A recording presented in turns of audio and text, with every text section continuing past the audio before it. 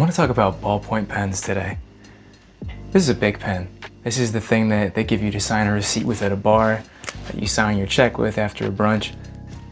This is a phenomenal pen.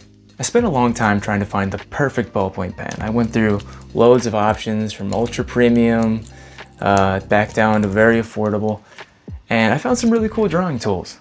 This isn't really a pen review. This is more of just a love letter to drawing with pens in general. I've been really happy with my Bic, so I haven't really been searching for new pens, but I was recently going through Dick Blick Arts and Crafts, and I found this. It's called Lamy. It's a little German company, I think. They make a really nice little ballpoint, so I thought I'd try it out. And it's a fantastic pen.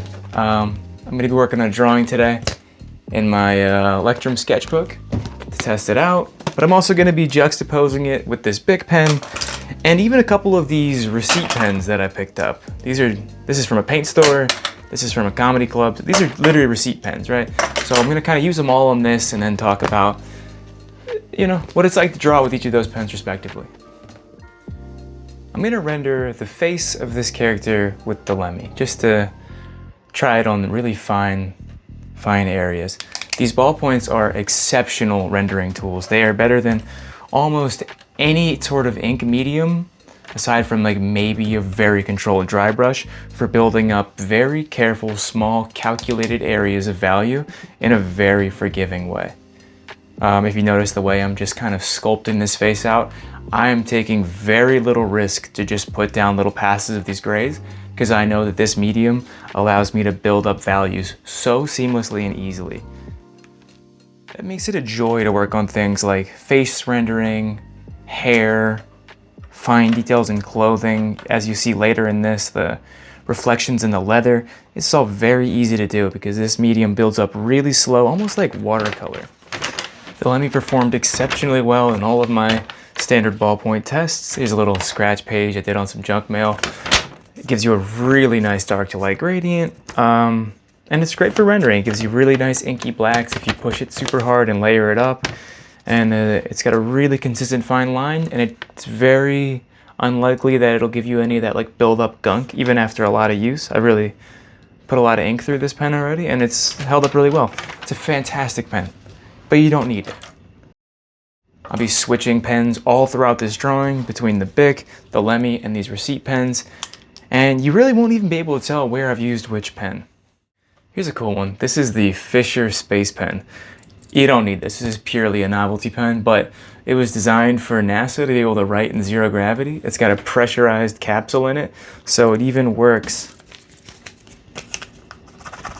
upside down. So you can use it, I think, technically underwater, but I don't know how that would work. But yeah, you can write upside down with it. I don't really have a good use case for it, but as like a novelty gift or something for an artist, very cool.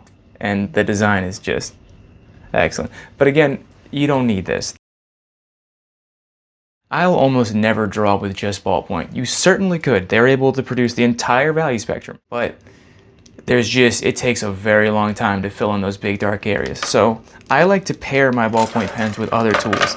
I have a couple of super cheap, very affordable options that pair really well with ballpoint pens. Here's my first one, go-to, fine point Sharpie. Any Sharpie, chisel tip Sharpie, any black Sharpie pairs beautifully with ballpoints. It sort of fills in the weak spot really well, whereas ballpoints are very good at delicate grayscales and not good at big black fill. Sharpie is a big, clumsy tool that dominates big black fill. Speaking of Sharpies, we have the very sick Sharpie Magnum. That is a big ass Sharpie. I use that to fill in the afro here because I'm impatient. And this thing is great because it really forces you to commit to big, chunky, graphic black shapes in your shadows a lot more than you might otherwise. In terms of more delicate inking tools, two very, very cool options, both under 10 bucks. I've got the Tombow brush pen. These things are incredible. It's got like a micron style ink, but the tip is sort of soft and malleable, like almost like a paintbrush, but it's still a felt tip marker. It's designed as a calligraphy pen, I believe, but it is incredible as an inking tool.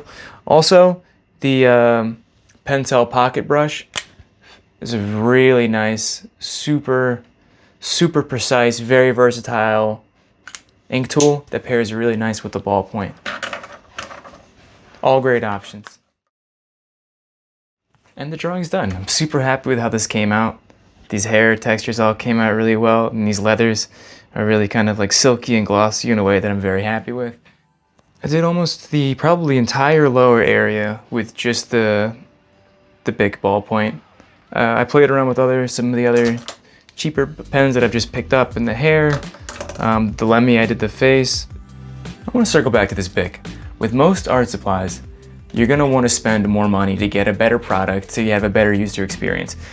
That's not really the case with ballpoints for some reason. Like, I can't stand cheap paint. Cheap colored pencils are impossibly unfun to work with, but a pen is like a hamburger. You know, you buy a really premium, expensive, fancy restaurant hamburger, it's not going to be any better than a dive bar hamburger. In fact, it's probably going to be worse.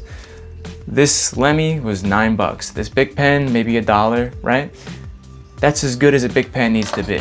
It's more important that you're excited about your tool and that you're making a drawing. And if you don't have a lot of money and you want to get after some art, that is all you need. I found this drawing recently. This is something I probably drew up in 3rd or 4th grade. It's an evil robot with a sword arm. That's drawn in ballpoint pen, right? This was maybe one of the reasons I'm so attached to this tool.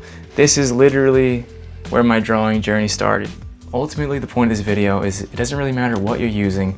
It just matters that you're excited to use it and you get out and you do something creative. So hopefully this video leaves you inspired to go dust off maybe an old art supply you haven't used in a while, or maybe you'll just end up grabbing a Bic pen.